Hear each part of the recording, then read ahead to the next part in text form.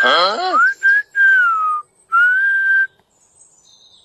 রে, তোর বাবা সেই যে ফাটাকে স্কুলে দিতে গেল, এখনো তো বাড়ি আসলো না।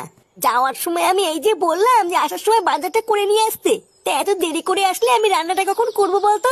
পাকনা গজিয়ে গেছে গো, পাকনা গজিয়ে গেছে।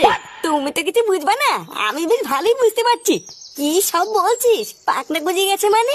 ও তোমাকে যদি এখন আমি বলি সবই তোমার মাথার উপর দিয়ে যাবে। সময় আসুক সবই বুঝতে পারবা। গিন্নি, আরে কই গো গিন্নি? হ্যাঁ গো, কি হয়েছে তোমার? মুখটা অমন করে আছো কেন? আরে কি, তোমাকে তো যাওয়ার সময় বলে দিলাম বাজার আনতে, তুমি আনোনি।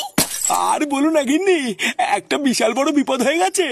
ওমা, বিপদ কেন, কি হয়েছে? দাদু ভাইকে স্কুলে দিয়ে বাজার করবো বলে বাজারের দিকে যাচ্ছিলাম, হঠাৎ 2-3 জন মোটরসাইকেলে করে এসে আমাকে চাকু দেখিয়ে আমার সব টাকা নিয়ে গেছে গো গিন্নি। ওমা, সে কি কথা? হ্যাঁ গো গিন্নি, আমি কতবার হাত পা ধরে বললাম দাদা ওটা আমার বাজার করা টাকা, ওটা নেবেন না।